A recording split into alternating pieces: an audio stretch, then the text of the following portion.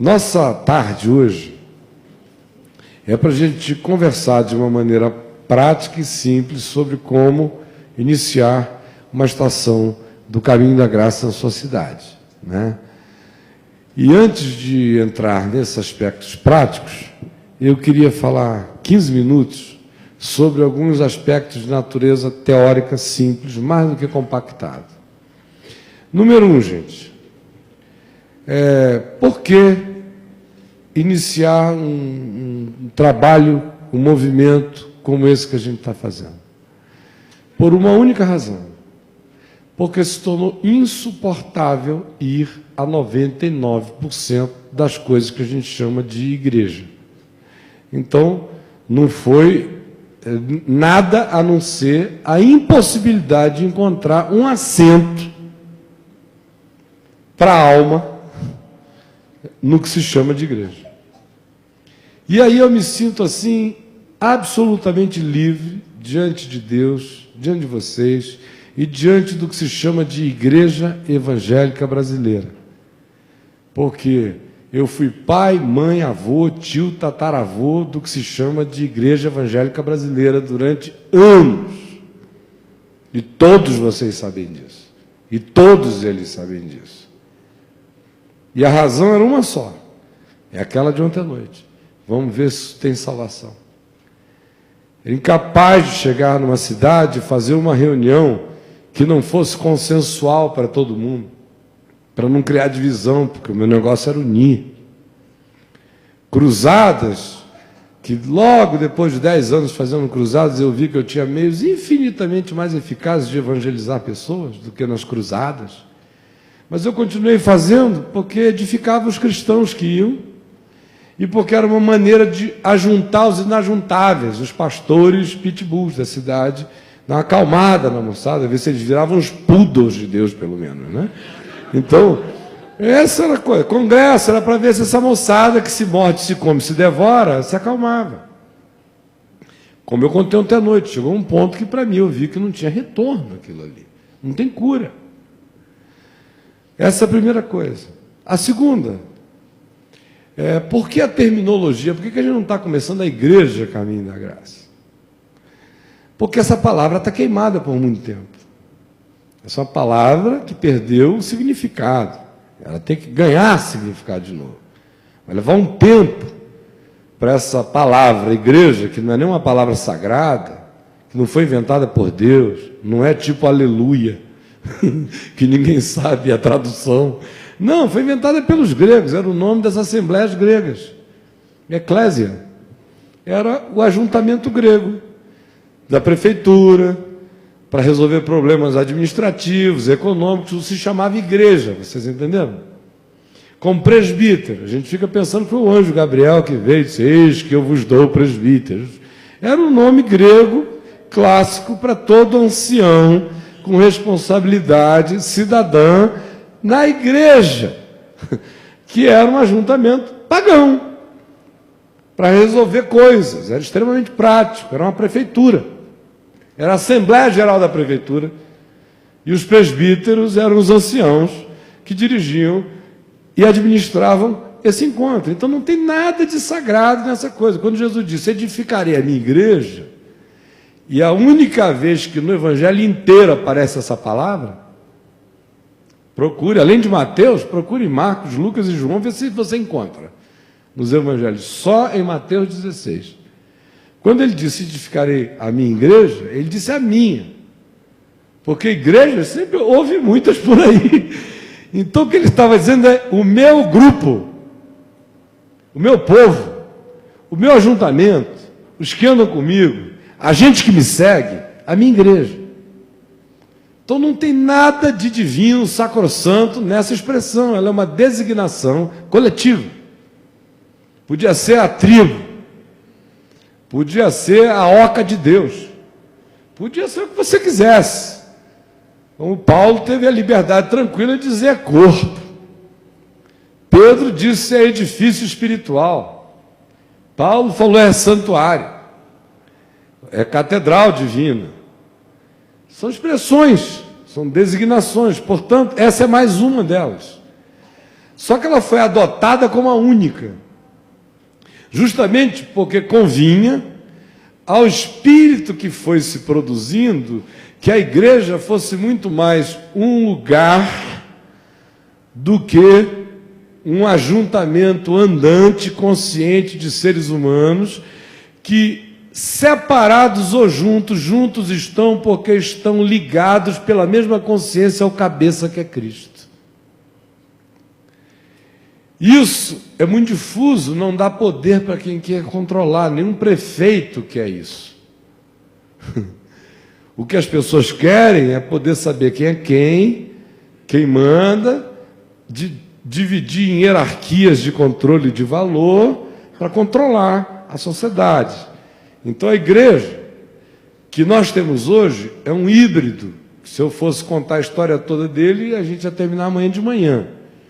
Eu fiquei tentando contar lá na academia outro dia, durante 3 segundas-feiras, e não consegui chegar nem na metade, sem nenhuma anotação, só na memória. Então imagina que se fosse ser minucioso, não tinha mais fim essa história. Mas para resumir, o que a gente chama de igreja é um híbrido. Um híbrido que teve muitos agregamentos culturais nos últimos 1.700 anos. Um híbrido que começou há 1.700 anos atrás, institucionalmente. Mas as sementes dele foram sendo plantadas por algumas pequenas perversões que a gente já encontra no livro de Atos dos Apóstolos, por exemplo. O livro de Atos dos Apóstolos não é um livro que torna os apóstolos e seus atos coisas verdadeiras e encarnações de Deus. O único que encarnou a verdade foi Jesus de Nazaré. Apóstolo não. Apóstolo acerta, apóstolo erra, apóstolo se acomoda, apóstolo, se de repente precisa ser confrontado, briga com outro, né? Ou perde o vapor. Apóstolo é apóstolo. O que eles escreveram, e nós somos erguidos como povo de Deus sobre o fundamento dos apóstolos e dos profetas, e Cristo é a pedra de esquina. O fundamento é Cristo, é dele que vem todo o balizamento. Se não fizer 90 graus aqui, na pedra de esquina, está errado. É daqui que vem. Jesus é a chave hermenêutica de tudo, é o ponto de alinhamento de todas as coisas. Quem quer que não esteja alinhado com esse espírito definido no Evangelho, encarnado em Jesus, está fora do Evangelho, é outro Evangelho, é outra coisa. Então nós fomos erigidos sobre esse fundamento, onde Jesus é a pedra que dá todas as referências. E o fundamento dos apóstolos e dos profetas. Eles são o fundamento, eles não são o teto. O que a igreja fez foi transformá-los no teto, não no fundamento. E transformou-os no teto convenientemente. Pegaram só as coisas que seletivamente interessavam à construção da igreja como lugar fixo. E o resto se deixou de fora. Esse híbrido, como eu falei, começa já em Atos. Jesus disse: permanecei na cidade até que do alto sejais revestidos de poder. E eles ficaram, e 10 dias depois, no dia de Pentecostes, aconteceu a maravilha que aconteceu.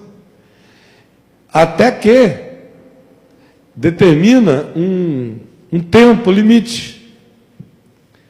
Quando isso acontecer, vocês vão ser minhas testemunhas, tanto em Jerusalém, como em toda a Judéia e Samaria, até os confins da terra. Só que o Espírito se derramou, 3.000 se converteram logo no primeiro dia, depois veio mais 5.000, depois já começa a dizer que um monte de sacerdotes gostaram da história, que obedeciam à fé, isso e aquilo, e a gente canta essa música linda, que é linda e é maravilhosa, e cada comunidade do povo de Deus deveria viver aquele espírito ali, mas não do modo como em Jerusalém. O que começou como um espírito de amor foi se institucionalizando como uma fixação. Que a igreja gozava da simpatia de todos, em cada um havia amor, em cada alma havia temor, partiam um pão de casa em casa, tudo lhes era comum, um espírito de solidariedade, de amizade, de carinho, de acolhimento. E andavam conforme a doutrina dos apóstolos, que não era nenhuma invenção apostólica, até porque os caras não tinham tido nem tempo de fazer doutrina nenhuma, muito menos de sofrer uma influência grega para construir uma doutrina. Então, quando Jesus usa a palavra traduzida lá por doutrina, 2 ou 3 vezes no Evangelho de João, ou outros acerca dele se referem, que doutrina é essa?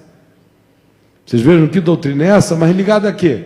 Porque meramente com a palavra expulsa demônios, significando que para eles a palavra doutrina não significa o que significa para nós. Então a doutrina dos apóstolos não era outra coisa senão a repetição do ensino do Evangelho, que eles não tinham nenhum papel escrito como você, era tudo de cabeça e coração, memória.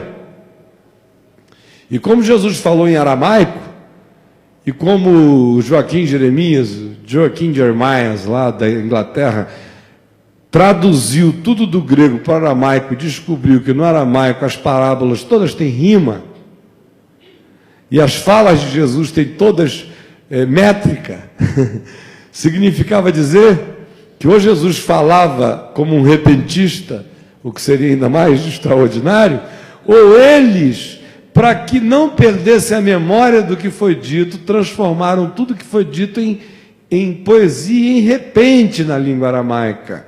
De modo que em aramaico aquilo era inesquecível, como inesquecível um poema que você guardou um dia.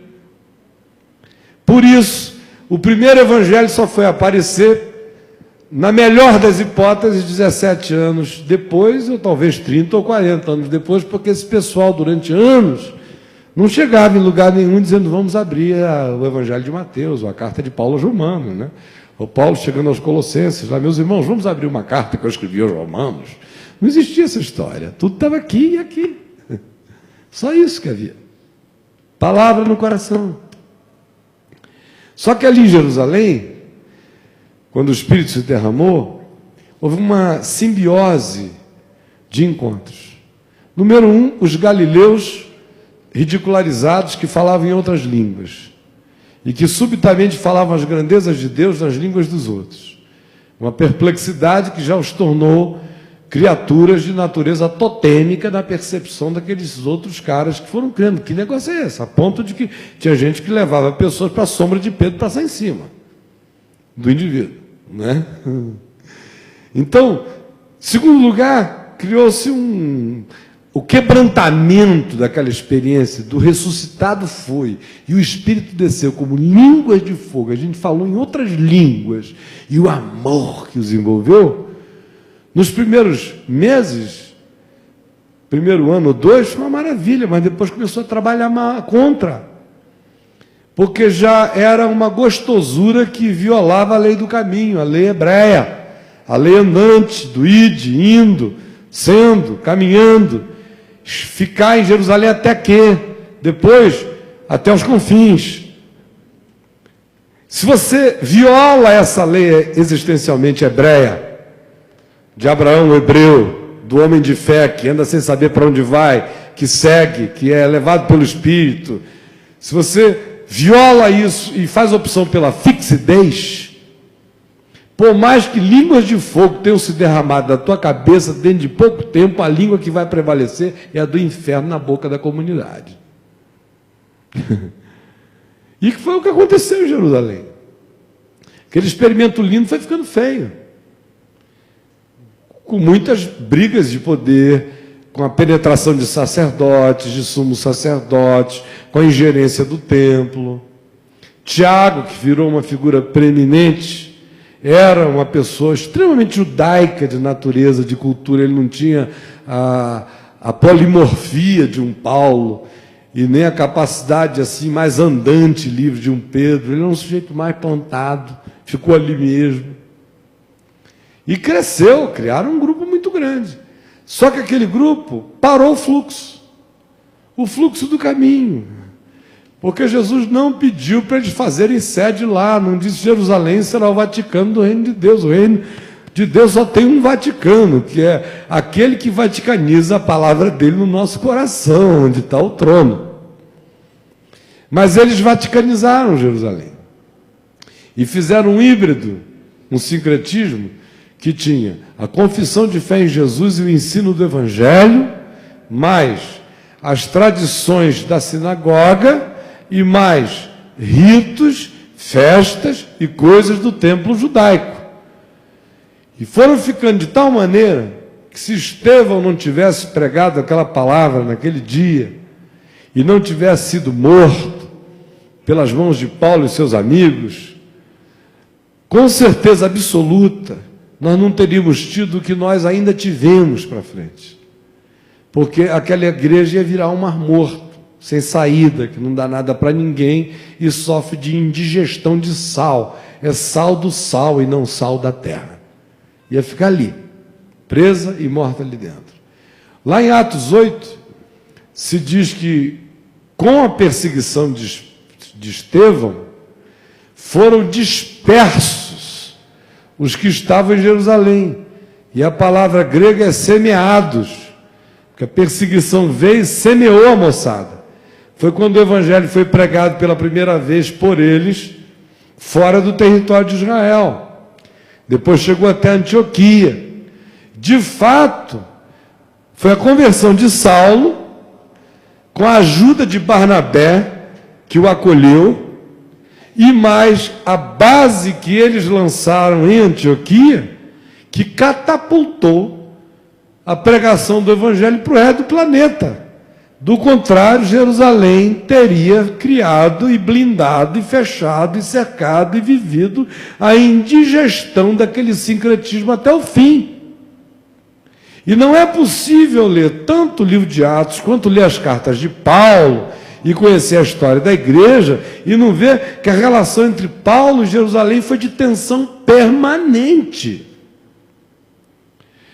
Tensão com aqueles que ele chamava de colunas. Se outrora um dia for, eu não sei, Deus o sabe, Deus não vê a aparência, até a moçada como Tiago ele trata assim. E os outros judaizantes, que foram os diabos da vida dele até ele morrer, que se dedicaram a persegui-lo. Era todo mundo, ou judeu com raiva dele, ou judeu crente com raiva dele. Ele não escapava de nenhum dos dois, do não convertido e do convertido judaico. Apanhava de todos os lados. E era um pessoal que aonde ele ia, eles iam para desmontar essa estrutura. Então, no livro de Atos, você vê o seguinte: enquanto eles estão em Jerusalém, até Atos 8 e 9, e mais precisamente eu diria, você vai com essa ênfase assim forte, até 12, prisão de Pedro, a igreja, a igreja, a igreja, a igreja, né? Quando Paulo se converte em Atos 9, você começa a ver o caminho de Paulo, no livro de Atos dos Apóstolos, escrito por Lucas, amigo dele, e que se inclui na narrativa do capítulo 16 em diante. Até então foi Paulo e Barnabé, Barnabé e Paulo, os apóstolos e tal. Do capítulo 16 em diante, depois de Troade, ele começa a dizer, então nós partimos, que foi onde ele se incluiu na história. E ali, você começa a ver uma outra designação. Por exemplo, quando Paulo dá a sua primeira palavra de testemunho sobre como é que ele tinha encontrado Jesus, o que é que ele diz? Ele diz que perseguia a igreja e que tinha sido perseguidor da igreja lá escrevendo a Timóteo. Mas quando ele se reporta publicamente ao que ele tinha feito, ele diz, porque eu persegui os desse caminho. Ele, durante 3 ocasiões, toda vez que fala em público, ele fala dos discípulos como os do caminho. Fala do ajuntamento dos discípulos, um ajuntamento não geográfico e não físico, mas um ajuntamento de natureza relacional, como o caminho. Os do caminho, o caminho. E chega a dizer uma coisa que daqui a muito pouco tempo vai virar moda no nosso meio, que naquele tempo lá já diziam, não é? Ele diz, este caminho ao qual vós chamais seita. Eu perseguia este caminho ao qual vós chamais seita. Que é como eles já estão chamando e vão chamar. Tudo normal até aqui. Então, a razão pela qual eu fiquei assim com urticária de usar a palavra igreja é porque eu não tenho tempo para explicar para as pessoas que quando eu falo de igreja eu não estou falando desse negócio que está aqui. Eu não gosto nem de dizer vamos ao culto. Luto contra essa expressão, porque culto é vida, é todo dia, a tua consciência, você andando com Deus no caminho.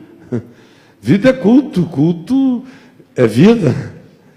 Então eu vou à reunião, na qual podem surgir milhares de cultos particulares, ou não.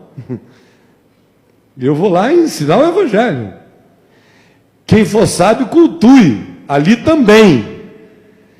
E quem for sábio, não faça daquele lugar seu único lugar de culto. Porque senão vira igreja.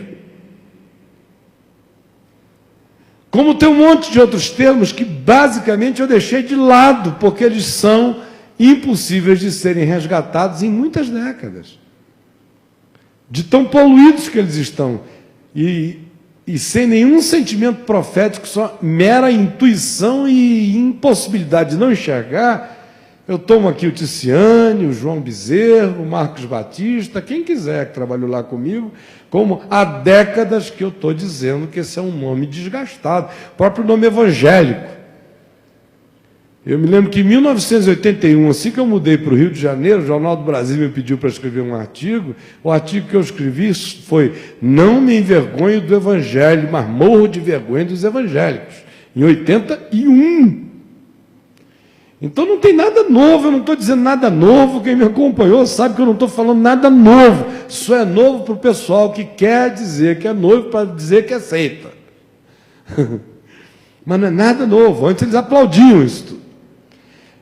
Não mudou nada. Eles é que adoeceram tanto que não aguentam mais o chamado. E aí preferem demonizar o negócio. Mas a vida inteira, a vontade era ver se isso era resgatável. Quando nós chegamos, e eu disse que isso começou há 1.700 anos atrás, com Constantino, porque os 300 primeiros anos a igreja não construiu um templo. Os do caminho não construíram um único templo em quase 4 séculos. O primeiro templo foi construído por Santa Helena, mãe de Constantino. Já foi quando Roma virou o patrono da igreja, que a igreja virou igreja. Antes era o povo de Jesus, o povo do caminho, o povo inverificável, o povo não objeto de estatística, um povo diluído no chão da terra, um povo misturado, um povo que se encontrava às escondidas e vivia ao ar livre. De Constantino para frente é que isso ganha status de religião, aí matou o caminho, quando virou religião acabou a caminhada. O nome clássico adotado é, obviamente, o nome greco-romano, igreja, dá para sempre. E as estruturas adotadas são todas estruturas de administração grega. Como os direitos instituídos, porque aí surgiu o tal do direito canônico, que foi designar e determinar o que era certo, o que não era certo, não sei o que e tal, todo herdado do direito romano, ipsis literis. Então, o cristianismo é um sincretismo pagão que mistura os elementos do templo judaico de Jerusalém,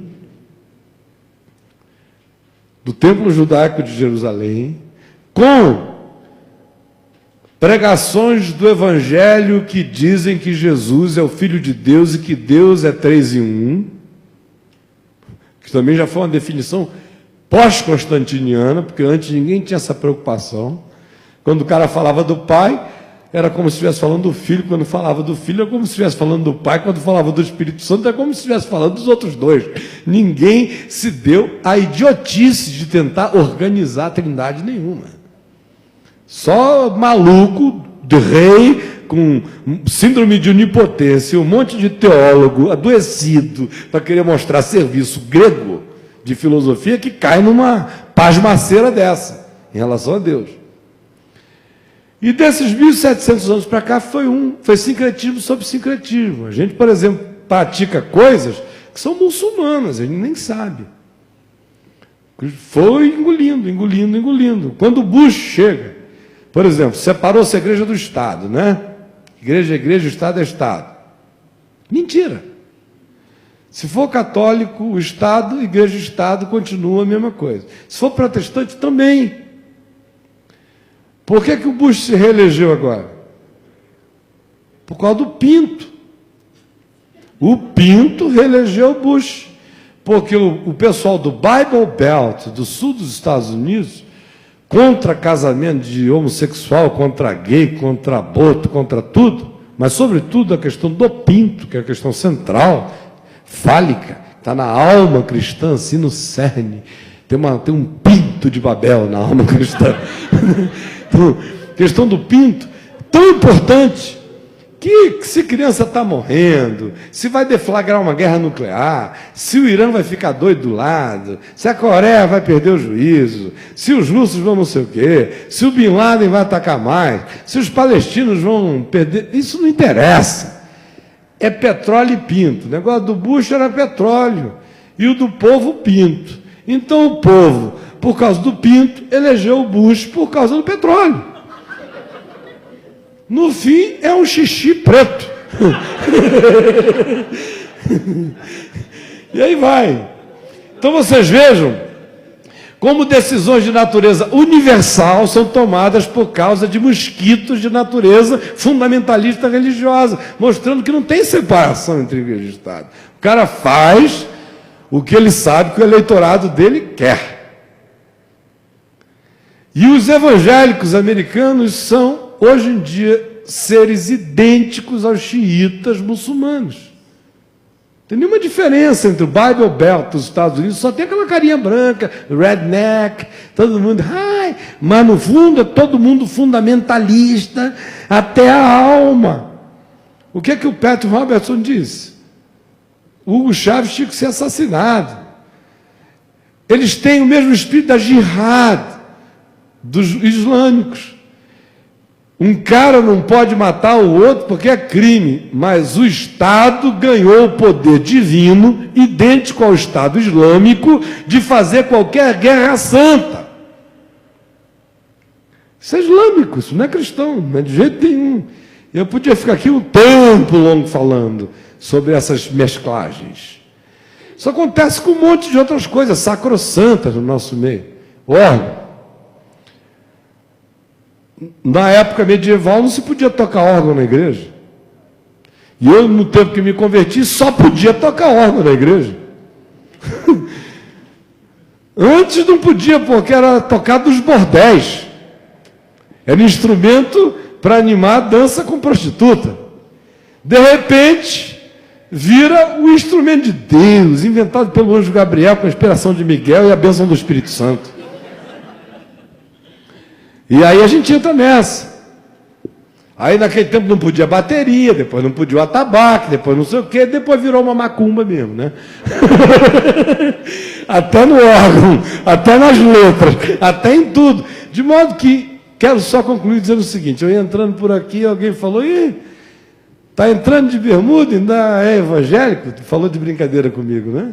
Falei, não, não sou. Não sou, eu sou evangélico, deixei de ser, comecei a dizer em 93 que eu ia parar.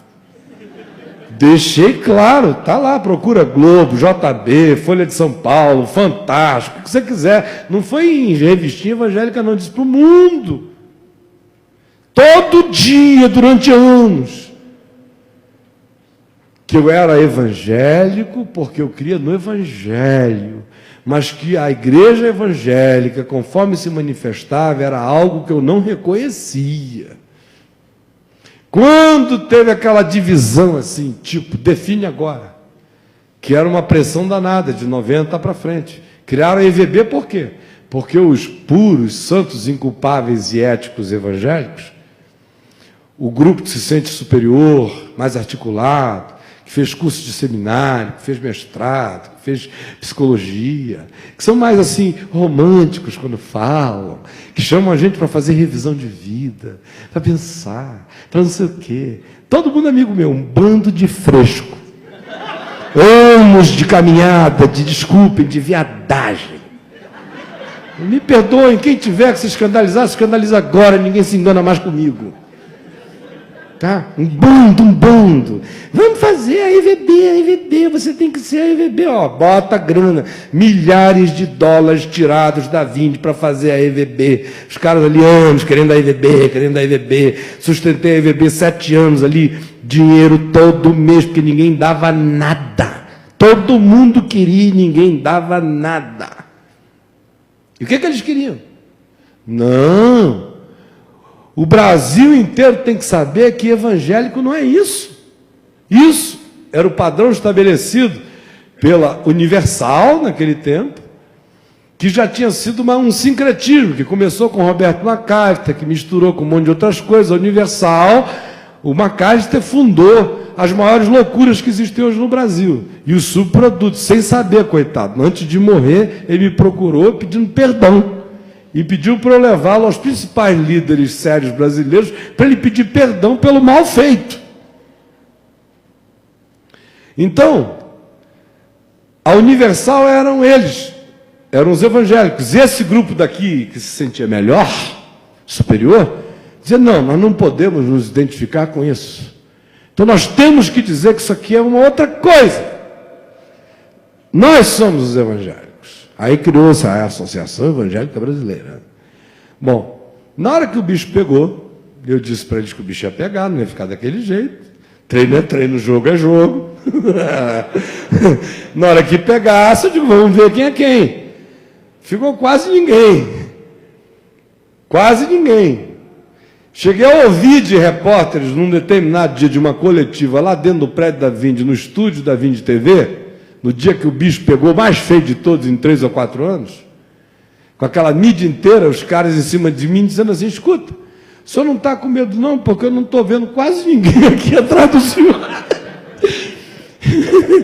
E olha, era e-mail de tudo que é lado, todo mundo que está aí escrevendo hoje artigos lindos, sabe? 1000 denúncias só, quais. Na hora do vamos ver, pegou no bago do bicho, ele já se entrega na hora. Não... Ah, mamãe! Então, só papo. Quase não conheço homem nesse meio. Só conversa fiada. Na hora do vamos ver, e-mail para mim, telefonema para mim, não sei o quê, você tem que tomar posição, toma posição. Eu tomando todo dia, que não tomavam eles nunca.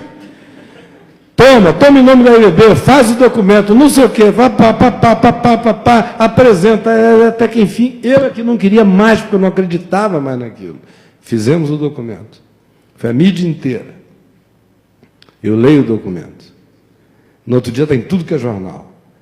Aí no dia seguinte, o Macedo gastou $1,5 milhão, comprou todas as primeiras páginas dos principais jornais do Brasil, e o Silas Malafaia, o pastor Nilson do Amaral Fanini e mais 3 bispos da Universal assinaram uma carta escrita pelo Silas, que ganhava naquele tempo $40 mil por mês, me confessou 4 vezes, para ficar de plantão para bater em mim. E ele ia lá, toda vez que sabia que eu ia dar um cacete, pelo amor de Deus, não faz isso, você está coberto de razão de cima a baixo. E olha, se eu te contar as podridões que eu vejo, você vai bater muito mais. Aquele jeito dele, muito mais. É outro frouxo, é só na clínica que ele fala. Quando me vê na rua, atravessa correndo, apavorado. Então, $40 mil no bolso para falar mal de mim, está lá, digo na cara dele, da mãe dele, de quem quiser, porque é verdade, da boca dele. Aí o repórterzinho lá, o senhor não está com medo de ficar sozinho, não? Eu falei, meu amigo, eu estou nessa há muito tempo, você está pensando que eu estou achando que eu estou acompanhado? Eu estou aqui porque o pai está comigo, eu não estou crendo nesse pessoal, não. Falou, olha, vamos fazer tudo para acabar com o senhor, não lhe dou muito tempo, vão lhe destruir. Não estou dizendo que eles tiveram o poder de fazer mal a mim, não. Eu sempre disse que se alguém fosse fazer mal a mim, era eu mesmo. Que o meu pior inimigo era eu mesmo, e ninguém que me ouviu a vida inteira ouviu outra coisa. Nunca botei culpa no diabo, nem na falta de assistência dos anjos. Quando eu erro eu. Sozinho. E ninguém mais. Estou contando isso só para explicar a ruptura. Que não é uma ruptura que eu, por exemplo, tenha provocado. O reverendo Guilhermino Cunha, que é um homem sério, já chegou a uma ocasião, me levou ano passado, reuniu o conselho inteiro da catedral, mas todos os diáconos, todo mundo, cansado. Um homem como o reverendo Guilhermino, foi presidente do Supremo Conselho da Igreja Presbiteriana, pastor da catedral, dizendo, olha, a gente precisa de uma nova reforma, do jeito que dá, não dá. Eu disse, o problema é que não dá para reformar, porque reformar é fazer uma forma nova. E se fizer uma outra forma, fica do mesmo jeito. A salvação do caminho não tem forma. É ir como água. É ir achando o caminho na naturalidade. Até a semente do semeador, ele não acertou todas, não. Tem umas que caem fora, não pode fazer o rego das minhas. Peter Wagner, eu acerto em série, Paul Yong-Chu, criar um esquema que ninguém escapa na malha da rede fina da nossa igreja, vira uma receita federal de Deus. Não é assim não, com Jesus é diferente. O gadareno queria segui-lo. Qual é o pastor que não ia levar o gadareno? O gadareno, coitado, ia dar testemunho em tudo que é praça. Depois de 2 anos ele aprendeu o negócio, ia cobrar uma grana, ia virar Dedé Santana, qualquer coisa do gênero. 7 mil reais para dar um testemunho. Já viram que eu estou descacetado mesmo, né? Não, é daqui para lá. Não tem conversa, agora é a hora de falar com nomes claros, tudo. Hã? E não, porque pode ficar feio. Aí, olha só. O gadareno queria seguir Jesus de volta para casa, meu filho. Você vê que no Evangelho não tem essa preocupação de fica comigo, esse aqui é meu agora, eu juntei, ganhei, Jesus nem batizar, queria batizar, mas batizei vocês. Nem Paulo, eu batizei 1, 2, acho que foi na casa de Cristo, eu batizei, foi sim. Porque não tinha essa história, isso tudo é invenção imperial, isso tudo é invenção romana, isso é de um imperador que precisava saber quantos cristãos havia no império, porque era o maior poder invisível dentro do império esfacelado e que precisava de uma força de coesão para mantê-lo em pé. É uma utilização política. O cristianismo começa como uma grande utilização política para manter um império falido. E prossegue quase sempre assim, dando apoio aos sistemas políticos. Esse é um ano miserável, por exemplo. Desgraçado. Quem aqui quiser achar que é puro, se escandalize. Mas é muita grana. O pastor botando dinheiro no bolso sempre para tudo que é lado. Vende, olha, eu tenho 3 mil votos para você. Quanto é que custa? 300 mil reais. Mentira, ninguém vai votar naquele povo lá não. Mas ele botou. Ou bota telha, ou bota terreno, ou bota não sei o quê. Os que já estão num outro nível, botam de 5 milhões para cima. No bolso. Adoram quando vai chegando esse ano eleitoral, com o ano da fartura deles. Ricos, muito ricos. Tudo isso em nome do povo de Deus. Eles chegam lá, dão umas sacudidas, umas tremidas, e olha ali, que bala boa. E aí, aí os impressionáveis vão. Eu nunca vi povo mais manipulável, idiotado, com meio neurônio do que esse povo, que é uma coisa impressionante. Se tem 2, um não fala com o outro, tão de mal os neurônios. Sabe? Romperam, viraram evangélicos, aí um ficou batista, outro presbiteriano, um calvinista, outro arminiano, um não fala com o outro, o cara fica assim, ó.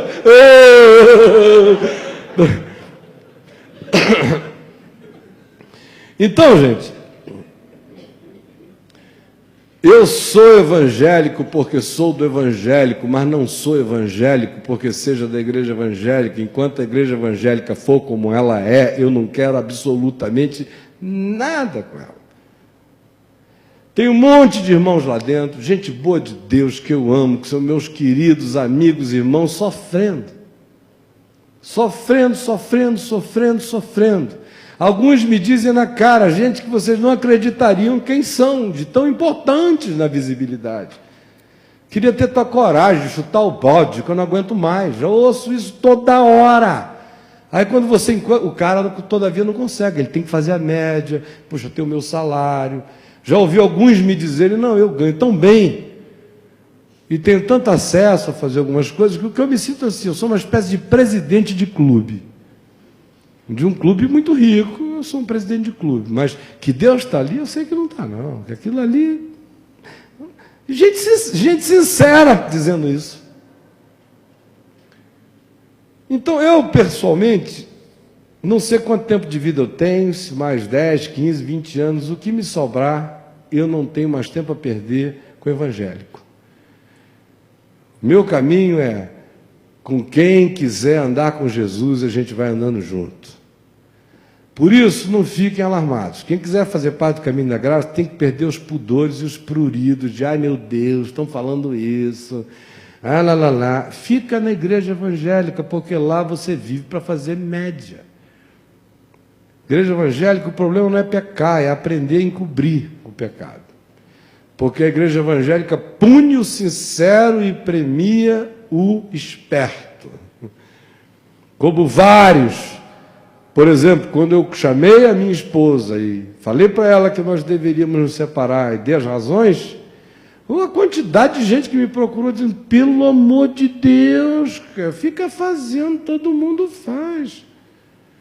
Que sincerismo é esse? Que história é essa? Está querendo inventar o que? O caminho da sinceridade? Para quê? Não dá em nada mesmo. Tenho sérias desconfianças do quanto que dessa liderança ainda tem gente que crê em Deus. Sérias desconfianças. Crê em Deus para falar, o discurso de Deus está presente. Eu estou falando aqui, sozinho, cara, ele e o espelho dele. Se a gente tivesse uma câmerazinha, um Big Brother, para ver quem é que ajoelha ainda, quem é que lê a palavra ainda, quem é que chora sobre ela ainda, quem é que se internura por Deus ainda, o susto que se vai levar é enorme, enorme, enorme, enorme, é business as usual. Então, para isso eu não tenho vida nenhuma para dar. E é justamente por isso que nós iniciamos o caminho da graça aqui, não para virar uma denominação, não para virar uma igreja evangélica, nem para virar uma igreja. Nós somos os do caminho. O caminho é Jesus. O evangelho é a pavimentação desse chão onde a gente anda, seguindo a Jesus. Ninguém controlando a vida de ninguém, porque a gente crê que o Espírito Santo existe, que Deus é verdadeiro e que Jesus ressuscitou dos mortos. Quem apareceu a Paulo na estrada de Damasco me diz que eu não preciso ficar preocupado com perseguidor nenhum, porque na hora que ele quiser dar uma banda no cara, ele dá. Quem fez Nabucodonosor ficar comendo grama com unhas de agáguia 7 anos, me dá a garantia de que o Bush, para virar um ratinho e brincar de Tom e Jerry, é um sonho. O cara amanhece, Jerry, doido. Então, eu creio em Deus, vocês entenderam? Eu creio em Deus. Creio mesmo, creio que Ele é poderoso e soberano. Eu não preciso me meter na vida de ninguém, eu só tenho que cuidar da minha. Cuidar de mim mesmo e da minha consciência na palavra. E ensinar como bom dispenseiro de Deus, coisas novas e velhas do reino, para todo mundo, para forjar consciências. E o resto é acreditar que o Espírito Santo, assim como faz em mim, faz em ti. Porque não existe uma coroa de sacerdotalidade especial na cabeça de ninguém, filho. Ou seja, aquelas teses da reforma protestante nunca praticadas, têm que ser postas em prática, e que não eram da reforma, foram transformadas na reforma em tese, eram princípios da palavra, de modo que para nós nem teses são, a gente só trabalha com elas a partir da versão original da palavra. E para concluir, eu queria dizer o seguinte, como é que fica a história, você pergunta? Não tem nada para aproveitar da história? Claro que tem. A história da igreja nesses últimos 1.700 anos foi formada por 2 tipos de movimento. Os movimentos de solidariedade e os movimentos institucionais de monoliticidade. Os movimentos monalícios e os movimentos sodalícios. Os mono eram aqueles que, como todo mono, estão debaixo de uma monocultura, de um monopoder, de uma monovoz, de uma mono qualquer coisa. São os que se institucionalizaram. Por que surgiram os mosteiros, os monastérios, os ermitões do deserto, essas figuras todas? Esses caras eram os revoltados contra o mono, porque o mono tinha caído na mão do mono mesmo, do rei, ou de Mamon, ou do dinheiro, ou do privilégio, ou disso tudo. E esse pessoal, no movimento contra isso, às vezes fazia um caminho do polo oposto, vai lá para o deserto, fica sentado em cima de uma haste de 17 anos, fazendo cocô e xixi, o pessoal não podia nem chegar lá embaixo para visitar o santo, porque ele estava lá em cima, ermitão, não saio daqui, vou orar pela terra, ou nos buracos, ou covas, ou no Monte Sinai, ou nos mosteiros pelo mundo afora. Isso foi um fluxo e refluxo de mais de 1.300 anos de ida e vinda. Aí melhorava um pouquinho do lado de cá, os caras aliviavam, às vezes era um mosteiro que se corrompia na próxima geração. Porque o que eu quero dizer para vocês, para concluir, é isso: tudo é corruptível. Tudo e todos são. Meu corpo é corruptível, minha alma é corruptível, meu espírito é corruptível. Se tivesse alguma coisa em mim incorruptível, eu agora mesmo me ofereceria para vocês começarem a me chamar de qualquer outra coisa. Boi-bumbá, louvado seja o Amazonas, qualquer coisa que vocês quisessem. Mas não, é corrupção de dentro para fora. E aguardo o dia em que esse corpo mortal vai dar lugar à imortalidade e que o corruptível vai ser absorvido pela vida. Até lá, tudo é em parte. Vejo em parte, profetizo em parte, conheço em parte, sei em parte, saberei sempre em parte, serei sempre em parte. E todos nós seremos sempre em parte. Por isso, o melhor que a gente pode fazer é juntar as partes. Porque no ajuntamento das partes cresce algo, surge um corpo. E que ele mesmo não é plenitude de nada, ele é apenas habitado pela plenitude do amor de Deus, porque a visão de Deus é que esse corpo deveria ser a manifestação histórica da síntese e da declaração e da proclamação da paixão e do amor de Deus pelos homens na terra. Então, isto posto, nós não estamos começando nada, não estamos querendo virar uma denominação, não estamos querendo poder, não estamos querendo coisa nenhuma. Isso aqui não partiu de mim para vocês, partiu de vocês para mim. Quando eu vim aqui para Brasília, o site já existia desde 2002, não é? 2003, início de 2003.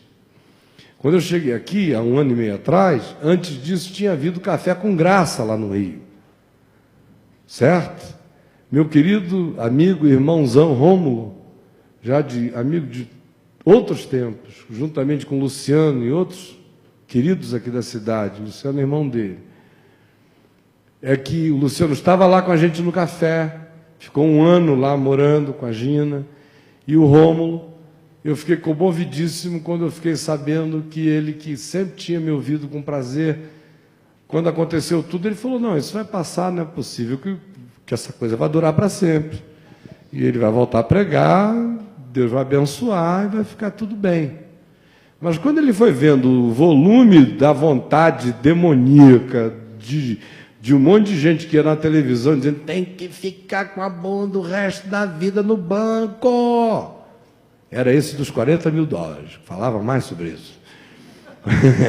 Adorava esse papo. Não pode nunca mais falar, não tem mais autoridade para dirigir um rebanho, no máximo, olha só a idiotice, no máximo um diácono. Meu Deus, esse cara, ou a gente ri, ou a gente ri. A outra alternativa não é boa para a vida dele. Então, vou te dizer. Então, o Rômulo, quando viu isso, descobriu que estavam vendendo as minhas fitas por aí. Para não ir muito longe, aqui em Brasília, tinha gente aqui dizendo: olha, tem um cara aí que caiu da graça, abandonou o evangelho, caiu da fé. Tem fita, milhares de fitas dele rodando por aí. Tragam todas as fitas dele aqui para a igreja, que é para a gente remagnetizar e gravar as minhas mensagens em cima. E que foi o que fizeram, tem acervos da Vind TV. com centenas e centenas de paripenses que foram apagados, acabados, comidos. Aí o Rômulo foi, soube e arrematou aí de alguém tudo que conseguiu, montou uma sala, organizou a coisa. Quando eu fiquei sabendo, eu fiquei tão internurado com o gesto dele. E aí, quando ele começou a me dizer, olha, começou a me ajudar no site, num monte de coisas, e depois dizer, vamos fazer em Brasília, vamos fazer em Brasília, vamos começar em Brasília. E a gente começou na casa dele, uma reunião. Depois fizemos de quarta a domingo, num hotel aqui, pequeno como esse, chamado Fenícia, né? De quarta a domingo. E a gente foi assim, engatado de quarta a domingo. No domingo não deu para desengatar mais, né? Aí no domingo seguinte a gente já foi para o Sama, né? Sema. E aí do Sema já para o La Salle. E estamos lá desde então, do jeito que Deus foi fazendo. E num primeiro momento muita inquietação, porque tinha um monte de gente vindo pela palavra, mas o amor à palavra não era suficiente para tirar algumas inseguranças, porque as pessoas ficam viciadas, como eu falei ontem, vicia ter presbítero, vicia ter diácono, vicia ter entregador de boletim na porta, vicia tudo, o cara chega, se ele chegar e diz, Deus não está aqui, Deus não está aqui, se o louvor não tiver certas coisas, se não tiver Deus não está aqui, vou procurar uma igreja quente, tem que ter um pastor dono, gerente, poderoso, sabe, que diz tudo, que controla tudo, que sabe de tudo e de todos, que manda na vida de todo mundo, que intervém o tempo todo. E aqui no caminho não é assim, de modo que até a liberdade, no início, cria conflito. O cara não sabe onde pega, mas e aí? Para onde é que eu vou? Eu digo, vai, meu filho. Vai, Jesus que é Jesus, não te disse aonde ir, só te disse que era para onde não ficar. O resto ele disse, indo, se ocupem bem, façam discípulos. Agora, onde? Confins da terra, em qualquer lugar. Ele não te disse, eu que vou te dizer? Vai, meu irmão. Vai com a palavra no coração, vai sem medo, vai que Deus cuida. E a revolução só acontecerá na hora que cada indivíduo acabar com essa ideia de que existe um sacerdote, no caso protestante é o pastor, no caso pentecostal, o apóstolo, pai apóstolo, bispo, arcebispo, toda essa moçada toda, né, que foi reinventada de novo, e são pastores de si mesmos. Sem esse aparato, parece que ninguém sabe o que é, sem os palhaços do circo, ninguém tem alegria. Aqui não é assim. No caminho, lidera quem lidera, quem não lidera, não lidera. É tão simples como isso. Por que eu vou fazer de alguém líder se o cara nunca liderou em lugar nenhum? O papel no Novo Testamento não é fazer líderes, é reconhecer líderes. Você reconhece. O único que podia, por antecipação, olhar o coração e dizer, vem, segue-me, foi o mesmo que nos chamou. Os demais não têm esse poder de olhar no coração e dizer quem é quem. De tal maneira que todos são chamados a vir. De tal maneira que a grande revolução é que quando cada um conseguir se satisfazer com quem é, e não se esconder do dom que Deus lhe deu, e não deixar de praticá-lo, e não pedir autorização a ninguém para ser de Deus e exercer o dom que Deus lhe deu. No caminho da graça, todo mundo batiza. Todo mundo batiza. Se você estiver ali no Ministério da Fazenda, teu colega de cafezinho, começar a ouvir o programa, ou não sei o quê, ou bater um papo, ou ler algo, ou você já vem conversando, ele disser o CRI, o que eu faço? Leva no banheiro, meu irmão. Água na cabeça dele, batiza ele. No caminho da graça, qualquer um pode casar, qualquer pai que pode casar seus filhos. Eu só vou casar porque tem gente que gosta que eu os case. Mas sem nenhuma necessidade, diga-se de passagem. Porque na Bíblia nunca foi assim. Essa história de véuzinho Grinaldi, isso é coisa de rainha europeia. Isso é sonho de camponesa plebeia querendo viver um dia de princesa. Isso é uma fantasia. Uma fantasia. Que é um pastor, um sacerdote vestido de sumo sacerdote judaico. Tudo isso é palhaçada. Como é que você acha que Jesus e Maria casaram? Onde é que foi? O José e Maria casaram? Jesus e Maria casaram antes, viu? Casaram antes. Onde é que eles casaram? Ou qualquer um outro. A Bíblia não conhece isso. Casamento era uma coisa feita na presença de pai, mães e amigos. E com a invocação do nome de Deus. E a bênção dos familiares, que é a bênção do amor de quem visceralmente fez crescer. Vindo melhor. Né? E quanto mais para o fim da festa, melhor ia ficando. Né? Então, olha só. É igual como era no Evangelho. É a única maneira de desestruturar o bispo, o arcebispo, o apóstolo, o pai apóstolo, sei lá o quê. É na hora em que todos são um. Como eu disse hoje de manhã, eu só estou aqui falando porque Deus me deu um dom, porque se o meu dom fosse outro, eu estava cantando. Ou se fosse outro, eu estava em outro lugar, porque não me interessa lugar nenhum onde Deus não me tenha posto. Para ser pastor, não precisa ir a um seminário.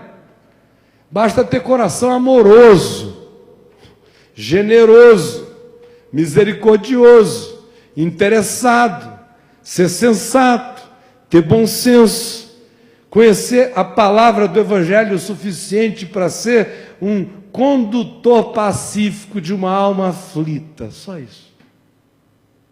Não precisa vir aqui atrás desse negócio, não precisa ser pregador para ser pastor.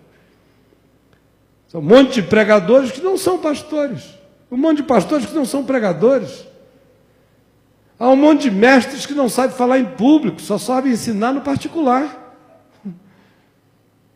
Então, no caminho da graça, nós não queremos que nada que é artificial ganhe lugar ou poder por causa de convenções estabelecidas, sabe Deus por quem. Agora, isso dá trabalho, porque é um trabalho de observação e de liberdade. Para quem está conduzindo, monitorando, mentorando, é de observação. Vê quem é quem, ajusta para cá. Às vezes você pensa que um cara tem um pique para uma determinada coisa. Depois você verifica que não, que ele é que se convenceu de que tinha aquilo, está enganado, coitado, se fazendo mal danado. Que o melhor bem que você faria é dizer, meu irmão, sei que você gosta disso, uma fixação tua, mas não está em ti. Vê quem você é e o que está em você. Porque você só é feliz e só é pleno realizando qualquer coisa na vida se você fizer isso como extensão e continuidade de quem você é. Então, se você está aqui para começar um caminho da graça na sua cidade, não fique pensando que porque você veio aqui, você é o pastor, porque isso aqui, nem aqui tem essa história. Aqui não tem pastor nenhum, e tem muitos. E tem muitos. Espero que você tenha sensibilidade para chegar lá e ver se tem alguém que tem potencial melhor do que o seu para liderar. Que você não caia nessa bobagem de dizer, não, eu fui lá, eu é que mando, eu chego, a menos que você queira atrapalhar o caminho. Não seja gargalo, muito menos rolha dessa passagem. Pode ser que Deus tenha usado você para trazer você aqui, para ouvir uma visão, e chegar lá e pegar alguém que está com o coração quebrado, mas que tem um potencial de comunicar isso maior do que o teu, passar isso tudo para ele, ajudar esse indivíduo, e ele vai ser o Arão da tua vida.